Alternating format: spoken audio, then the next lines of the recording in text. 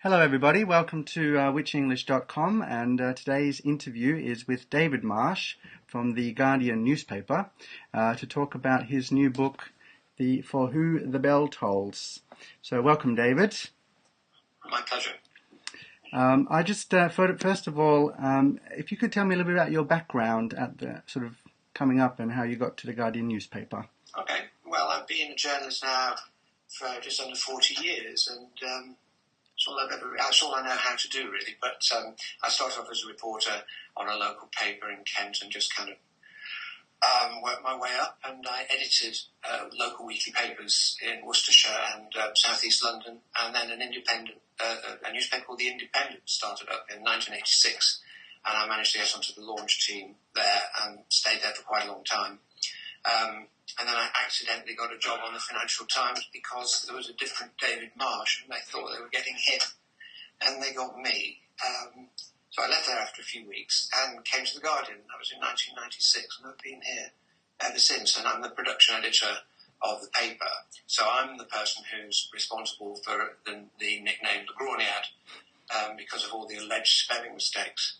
And so really, since I've been here, I've been trying to reduce the number of mistakes so that I don't think people will ever stop calling it the Graniad, but I don't think that we make any more mistakes than any other paper, although we are a bit more honest about admitting when we do, because we have a daily column of corrections, which sort of, I think is quite an honest way of going about it. Absolutely, yeah. So obviously you've now got a new book out. I'm assuming, is this your first book? Well, I've been editing the Guardian Style Guide, which is the manual used by journalists here. That's online, but a few years ago somebody said, why don't we print it in a hard copy form and sell it as a book, because the public would be interested. And we've had 3 editions of Guardian Style, which is the result of that idea. And it's sold quite well, but it's got 1 or 2 jokes in. It's not got as many jokes in as For Who the Bell Tolls. But it's an A to Z reference book, and not terribly sexy. It's sold okay, and it's got a good following online. And I blog about that subject as well on the Guardian website. But this is the first book I've done that's not just a pure reference book. It's got a bit more to it than that, I'd like to think. I hope so, anyway. Yeah, no. What was there a certain spark or inspiration that prompted you to actually say, I'm going to write a book? Or? Well, no, it was commissioned, actually. The publisher decided that they'd read the blog, Mind Your Language, and they saw that I was trying to do things in a slightly different way with a bit of humour and try to make it as accessible to people, which I think quite a lot of books about language are fairly hard going, to be honest. And I think people, when they talk about grammar, they think about their grammar lessons at school, and they probably found them quite dull, or maybe they weren't really taught that. And so I was interested in doing the book, and because the publishers had read the blog, they came to me, and the only commission was write a quirky grammar book, and that's what I've tried to do. So hopefully it's got lots of quirks in it. You definitely have managed to put some quirk into it. You write with a lot of passion and humour. Where would you say that comes from? Is that something from childhood or from working at the paper? Or? Well, I tell the story in the book about how when I was about 8, I realised I was only good at one thing, and I wanted to be, like a lot of kids, I wanted to be a footballer or maybe a rock musician. Actually, I still want to be a rock musician. But at the age of 8, I realised the only thing I was good at was spelling. And I met a girl who thought this was really great. She said, you want me to come top in the spelling test? I thought, well, I can't get the girls because I'm not very good at football or music, but I can spell. Yeah. I've kind of had a lifelong love of language, spelling, grammar, punctuation. These are subjects that a lot of people find quite a turn off, but I've always liked that sort of stuff. I don't know where it came from, and that's how I got into being an editor in the world of journalism. So it's something that I've always been interested in. And when the chance came to write the book, I thought, well, what don't I like about some of the other books on the market that deal with this subject? What can I do that might offer some people something a little bit different? And that kind of developed until I got a philosophy about it, which was, let's look at the things that actually matter. Let's forget the rules that don't matter, that people get hung up about. A lot of people fret so much about, do I split the infinitive, don't I split the infinitive, where do I put this preposition, what happens if I put it, what's going to happen to me if I put this preposition at the end of the sentence? And, it's a real shame that people fret about those things when, actually you can talk about grammar and language from a point of view, how do we communicate effectively, what rules will help us, what rules don't we need to worry about. And I thought if I can do that and throw in a little bit of humour in terms of the examples that I've got in there. So it's not just Shakespeare, there's quite a bit of Shakespeare, there's a bit of Dickens, there's those Mark Twain, classical writers, but also I've got Homer Simpson, Bart Simpson, Dr. Dre, Jay-Z. I mean, you can learn not as much about grammar from Dr. Dre as you can from Dr. Johnson, but nonetheless, these people can teach us things. There's a lot of syntax in rap. There's a lot of very interesting syntax in popular music, and since music is a passion, I quote from songs and say, well, what can we learn from this? And I just think that's a sort of more fun way to do it. And I've never taught, I don't know what it would be like to be an English teacher in a school with a bunch of kids who maybe don't think they're going to like the subject too much, but I would like to think that if you approach it in a way that makes it fun and entertaining and kind of relevant, that's probably better than what it was in my day, because when I said I love this stuff, I was the only kid in the class who did. So there we were sat doing clause analysis and précis, and I thought, this is great. And all the other kids, and this was quite a good school. All the other kids were saying, oh God, not this. Yeah, précis, bring it on. Absolutely. I can see where you get your passion from now. That you touched on a little bit there, but one of your chapters you talk about grammar being glamour, sexy and fun, I believe it was. I mean, actually, the words are related. Sorry to interrupt you. But I think glamour is a corruption of grammar, or it might be the other way around. I'd have to look at the book to remember. But anyway, they come from the same root. And I thought that's interesting, because if grammar were actually called something a bit more sexy, probably more people would be interested in it. It's a bit of an off-putting term, and I think that's the point. And there are a lot of off-putting terms within it. So you say grammar, there was a guy on Radio 4 the other day talking about one of these books, and in no time at all, the G word had cropped up, gerund. And I thought, well, everyone's going to be switching off. You don't need to mention a gerund. It's not actually that interesting or important. But people think, you've written a grammar book, oh, you must know all about gerunds. Well, I do, but it's not terribly exciting. There are far more important things that you need to know, or you do know, that you instinctively know, than what a gerund is, and what you need to do to the pronoun that goes before it, whether it should be possessive or not. I mean, I'm bored talking about it. You also talk about the so-called jargonauts. Tell me a little bit about that. Well, I think that language teaching, as I've already indicated, is important, and I think people should be taught grammar in school. Though I think the way they're taught it is sometimes not as interesting and useful as it could be. But it's very interesting that businesses, for example, and politicians are very quick to criticise teachers, very quick to criticise school children. They say all these school leavers are being applied for a job. They can't spell, they can't punctuate. They use language really badly. And even graduates come to us. Well, the fact is, the worst abusers of language, I believe, in this country are often people who are well educated and in positions of power. Politicians. In the chapter about jargonauts, I criticise politicians for using this dreadful politics speak, which is generally pretty meaningless and turns people completely off the subject of engaging with politics. So, everything is geared towards hard-working families, and they use this phrase again and again and again because a focus group or an opinion poll said, you've got to appeal to the hard-working families. They're the swing voters who would like to vote you. So you get cliche after cliche from them. And when they're asked a straightforward question, you've all heard politicians on the radio saying, well, let's put it another way. And you ask them a question, well, I think the real question is this. Well, it isn't the real question. The real question is the one they've been asked, and which they won't answer. And if they do answer it, they answer it using meaningless jargon. And the business leaders are the same. Corporate speak absolutely kills the language. Stone dead. Everybody's going forward, and all these jargon. You can't say before. You've got to say prior to, and they simply don't use plain language that people can readily understand.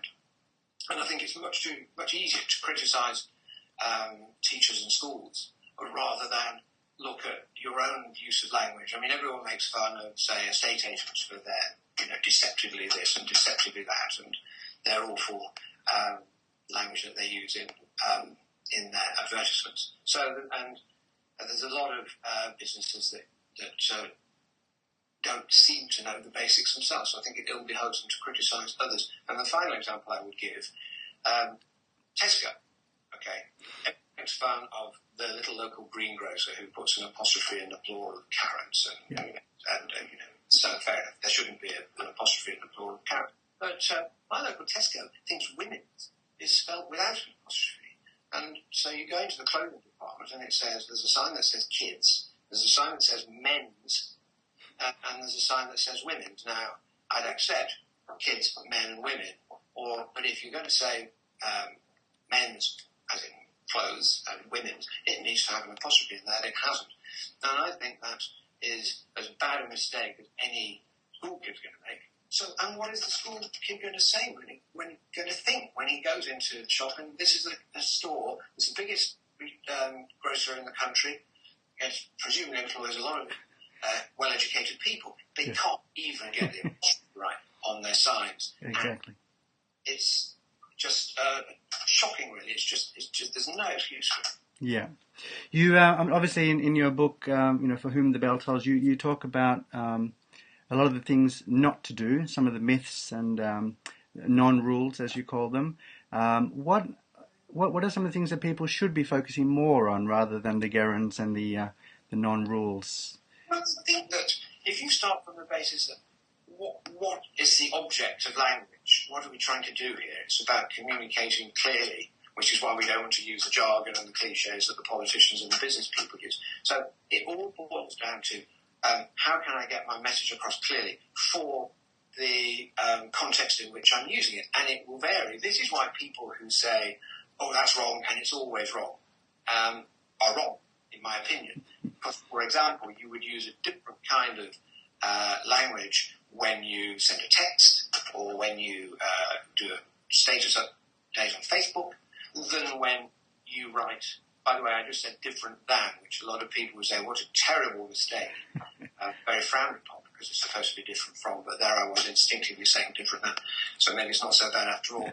But you would use a different kind of English if you were writing a memo to your boss asking for a pay rise, or if you're writing an essay, or if you're writing a book. So context is everything with language.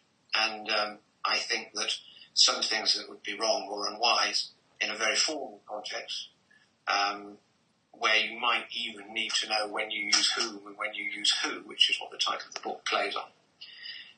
In an informal context, if you answer the phone to a friend and you say, to whom am I speaking? They're just going to think, gosh, what a pompous person has answered the phone. But, when John Donne wrote this wonderful passage in his Meditations, that's not for whom the bell tolls, then I think whom there, which is the object form of that particular pronoun, works very well because he's writing a very elegant, very formal, poetic, although it's prose, but it's in a poetic style context. But when Bo Diddley composed a very great blues song covered by dozens of artists, Who Do You Love? Now, strictly, if he was writing in a formal register, as it's known, he'd have said, whom do you love?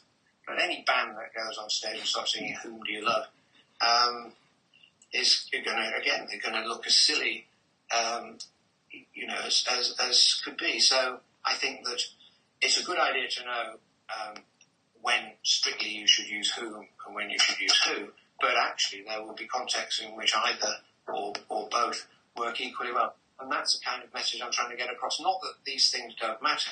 I mean, one of my objections to the Tesco advertisement that I mentioned earlier, or one of my objections to academics who take a completely descriptive line, i.e. it doesn't matter what you do, everything's fine, because it's just how we use the language.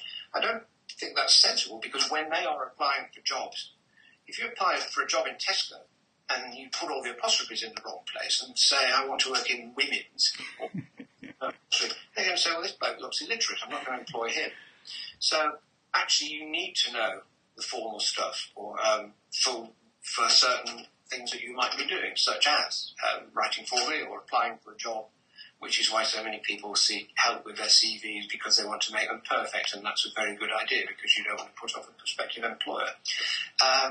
But for everyday communication with people,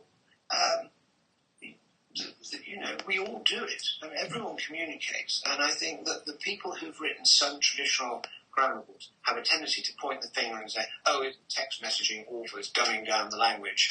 Where will it end? We won't be able to write or speak properly anymore. Well, that's nonsense. Young people who text, they know when to use text language and abbreviations. They're not, for the most part, going to go off and write an essay or a job application and use text speak. They're not stupid, they don't do it. And I think that is rather like the analogy I make in the book is, I grew up in the 60s and the Beatles came out and it was She Loves You, Yeah, Yeah, Yeah. And I vividly remember my father saying, look at this, yeah, yeah, yeah business, where's it all going to end? Children are going to grow up not knowing how to say the word yes. And this was a widespread view among the older generation at the time. Well, here we are. I mean, I'm 60 years old. I know how the difference between yes and yeah, between an informal register, which is like a lot of pop songs or rap songs or whatever it may be, and a formal one. And I think that people of the older generation who witter on about how isn't it terrible, the young, they don't know how to use language anymore, they're all texting each other all the time, wasn't like that in my day.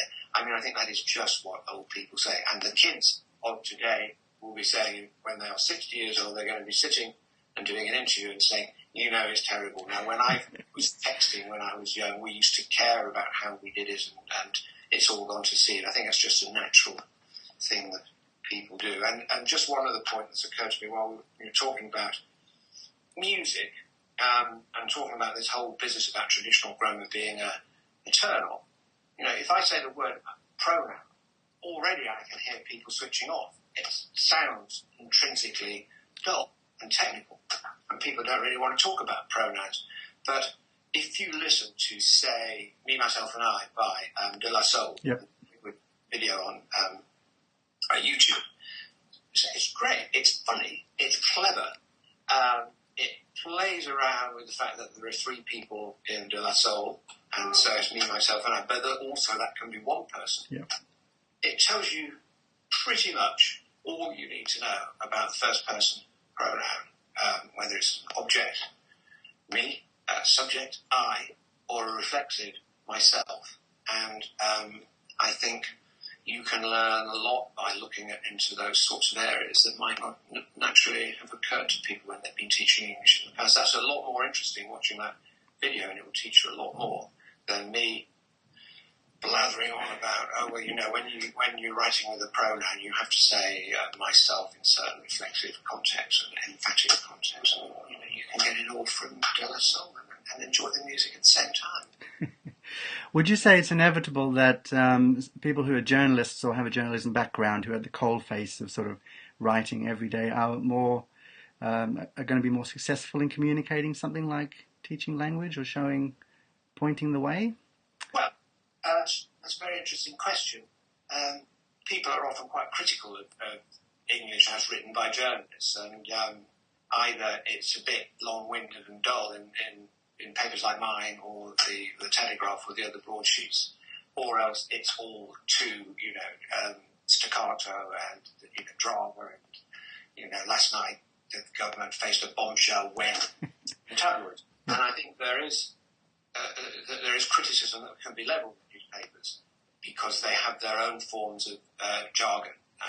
We've talked about jargonauts in other professions, and there are plenty of people in journalism who use jargon and cliches, but on the whole, they know how to use language, they know how to communicate to their readership, And I think that journalists, I mean, I'm not making any great claims for them, but it's certainly true that you are trained in how to communicate clearly.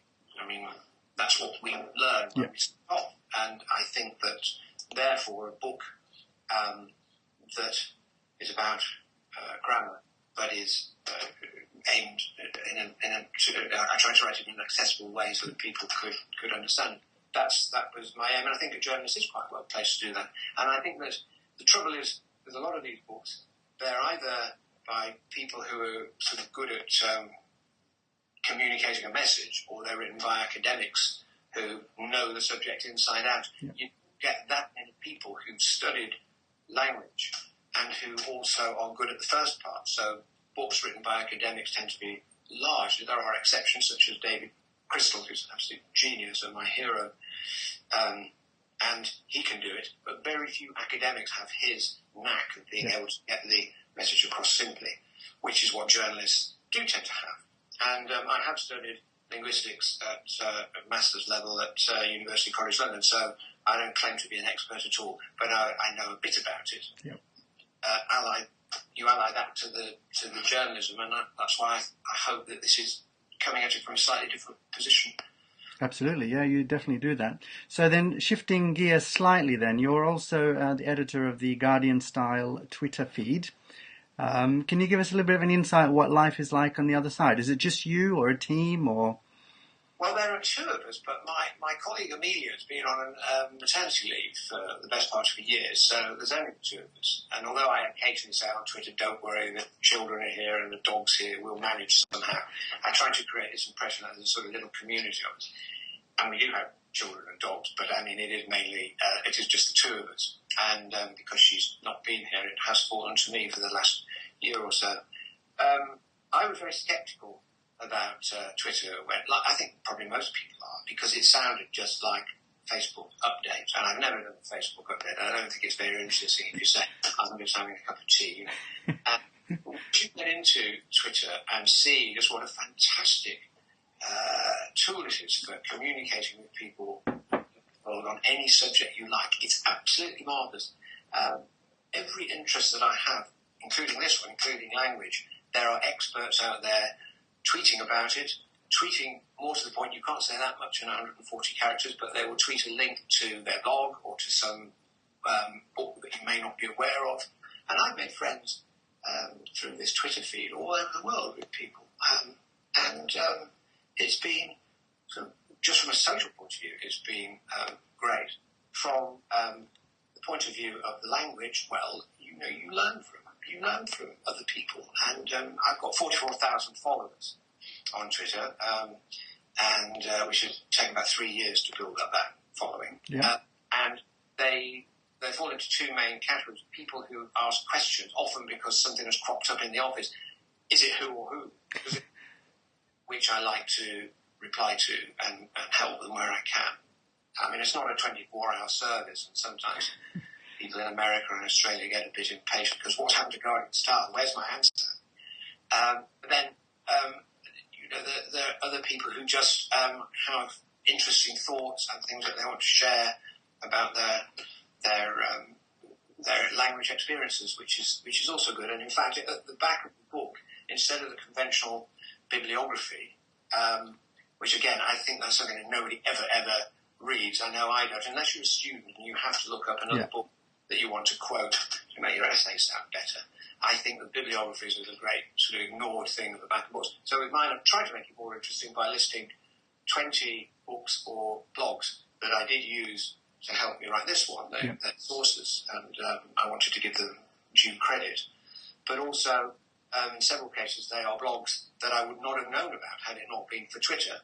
And these were people who tweeted about some aspect. I mean, there are so many rich, entertaining things. There's a haiku competition run for a National Grammar Day in America, and poems about language on Twitter. I mean, it's a really rich sort of resource, I think, and just an amazing way to communicate. And of course, you can use it for other things than language. And we've got millions of people reading various Guardian Twitter feeds to get their news and to find out what's going on, or to tell us what's going on. If it's in Egypt or Syria, there are people tweeting at the risk of their own life, messages out to the world. So I just think Twitter is absolutely fantastic. And if they don't give me a job now, I'm never going to get one. But no, it's good. And what we've done with the book, this wasn't my idea, it was one of somebody at the publisher had the brilliant idea to run tweets. You've got them running along here, yeah. And just give a little bit of a flavour of it, really. And it also gave us a chance to answer one or two little points about grammar that hadn't cropped up in the main book. And there's a few little jokey bits in there too. So it helps to lighten the tone. Brilliant. And have you got any other projects on the works now? Anything related, or what next for you? I've got a 20-month-old son called Freddie, and the great pleasure I'm getting out of the language with him is he's just started to speak. Yep. So, and actually, this is a serious point, the joy that he gets from using language and from learning language